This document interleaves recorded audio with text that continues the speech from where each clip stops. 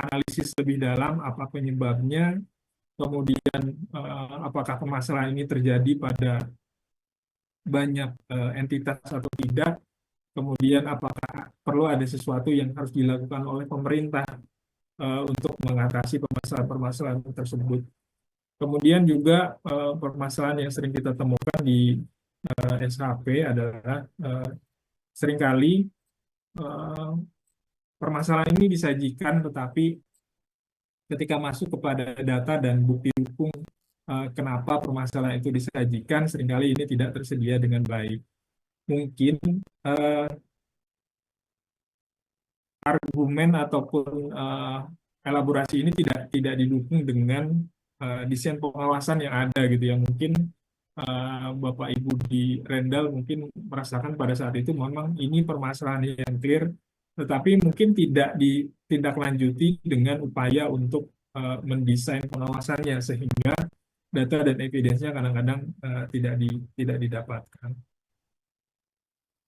Nah, kalau kita lihat berkaca dari Lapres 2023 dan 2024, Bapak Ibu, di Lapres 2023 kita coba untuk menjawab sebuah pertanyaan sebetulnya bagaimana sih kontribusi BUMN gitu ya, ini dalam ruang lingkup BUMN dan BUMD. Eh, apa sih kontribusi dan kinerja BUMN di dalam pembangunan sektoralnya pemerintah ya, baik dalam misalnya dalam sektor pendidikan, kesehatan, dan sebagainya. Itu sudut pandang yang coba kita jawab di Lapres 2023. Sementara di tahun 2024 kita lebih mengarah kepada sebetulnya bukan dari sisi bawah ke atas bagaimana kontribusi dari BUMN terhadap sektoralnya, tetapi kita mulai mencoba untuk melihat apa sih sebetulnya target dan ekspektasinya pemerintah kepada BUMN dan BUMD. Apakah target-target tersebut sudah bisa dicapai dan terdeliver dengan baik atau tidak? Itu yang coba kita sajikan di tahun 2024. Nah, ke depannya Bapak Ibu memang masih ada beberapa pertanyaan fundamental yang sebetulnya sampai saat ini belum terjawab dan mungkin ini bisa jadi pengayaan bagi hasil pengawasan AN berikutnya. Mulai dari pertanyaan-pertanyaan seperti pembentukan holding ini sebetulnya uh, manfaatnya apa sih? Gitu ya? Apakah dengan membentuk holding ini tujuan pemerintah dari awal membentuk holding itu terwujud atau tidak? Kemudian apakah misalnya ketika BUMN tadi diberikan tambahan penanaman modal, kemudian dia menjadi lebih sehat, kemudian apakah BUMN yang punya hutang yang besar itu cukup aman, ataukah mungkin kepemilikan hutang ini punya implikasi besar terhadap pemerintah gitu ya. Kemudian apakah BUMN ataupun BUMD tadi yang eh,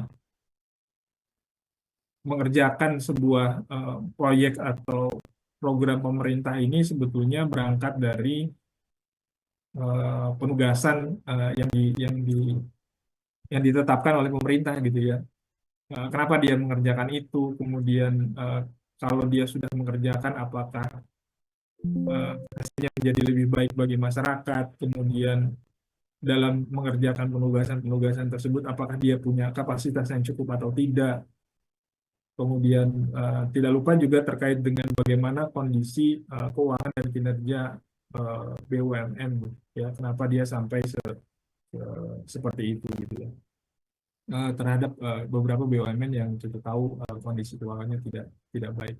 Nah, isu-isu terkini ini mungkin yang ke depannya kita coba pikirkan bersama gitu ya Bapak Ibu ya. Jadi memang di tahun 2023 kemarin kita udah bisa menjawab bagaimana kontribusi kinerja BUMN terhadap masing-masing sektornya. Kemudian di 2024 kita sudah mencoba menjawab apa ekspektasi pemerintah terhadap badan usaha dan apakah sudah deliver atau belum.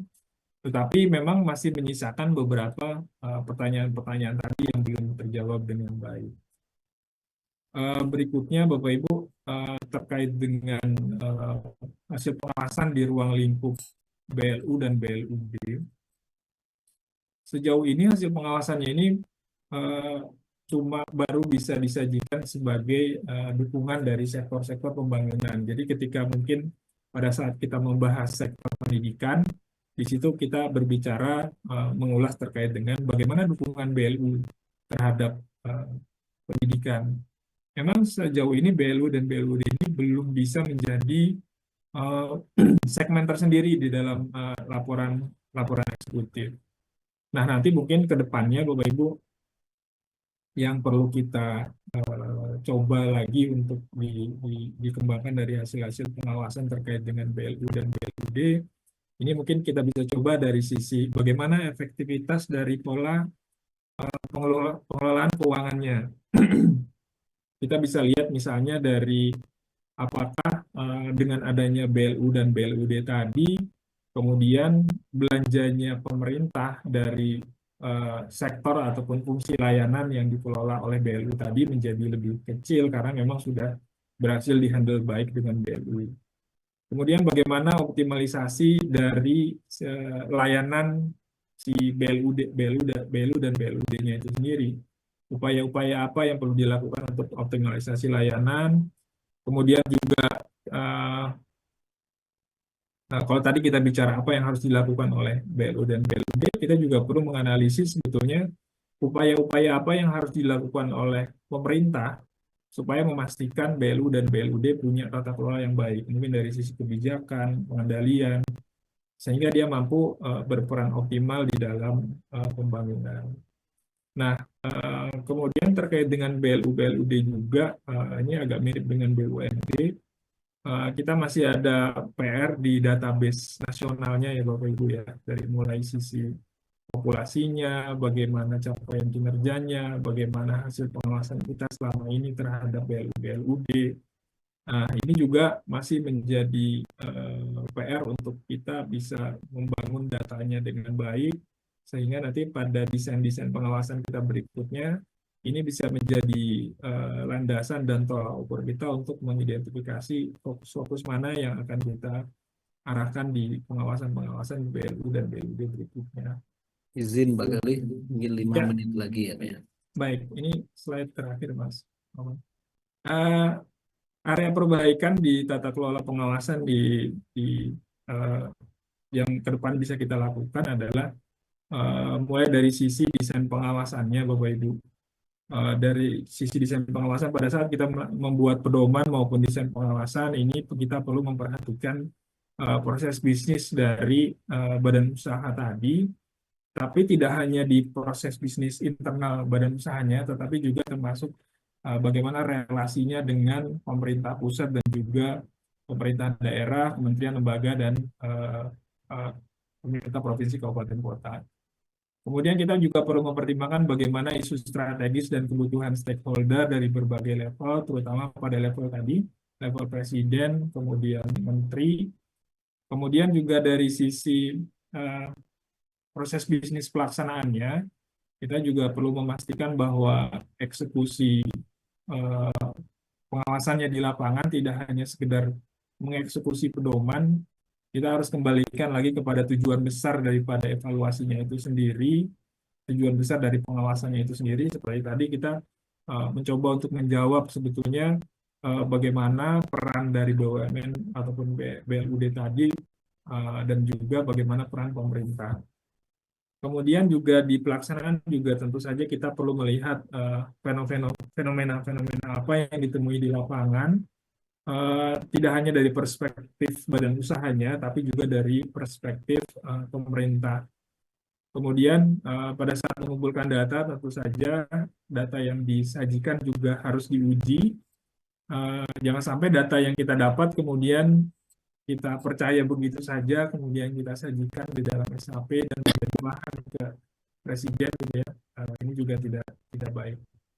Kemudian review berjenjang juga tentu harus terus dilakukan untuk memastikan kualitasnya baik. Dari sisi pelaporan perlu juga dipastikan bagaimana menyajikan potret permasalahan, tapi juga yang dibantu ataupun didukung dengan alat bukti yang valid.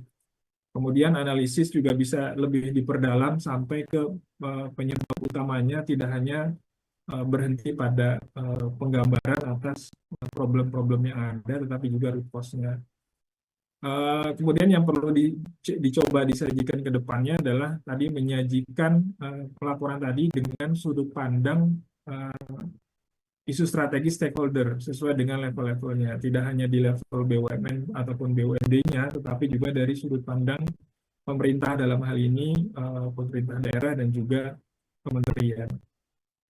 Begitu juga dengan rekomendasinya. Rekomendasinya juga perlu disesuaikan dengan level dari pelaporannya. Kalau misalnya eh, pelaporannya ini sedang kita tujukan kepada bahan untuk laporan ke presiden, tentu saja level level rekomendasinya juga perlu diperhatikan. Begitu juga dengan proses monitoring dan tindak lanjut, perlu kita jaga supaya proses monitor pengawasan yang sudah kita lakukan di proses pelaporan tadi tidak sia-sia, tapi juga memang ditindaklanjuti dengan berbagai perbaikan tata kelola yang diperlukan, baik di level operasional maupun di level kebijakan. Saya rasa itu, Pak Maman, beberapa hal yang uh, dimintakan untuk saya untuk disajikan dari Pak Biro MKOT. Saya kembalikan ke Pak Maman. Baik, terima kasih Pak Gali. Ini kayaknya PR kami makin banyak nih dengan catatannya Pak Gali tadi ya. Baik, nanti kami akan apa namanya mencatat beberapa poin yang tadi disampaikan oleh Pak Gali ya. Namun sebelum kita apa namanya diskusi maupun tanya jawab, kita lanjutkan sesi kita. Sesi selanjutnya akan disampaikan oleh Pak Kapus Infowas. Kami persilahkan Pak Kapus.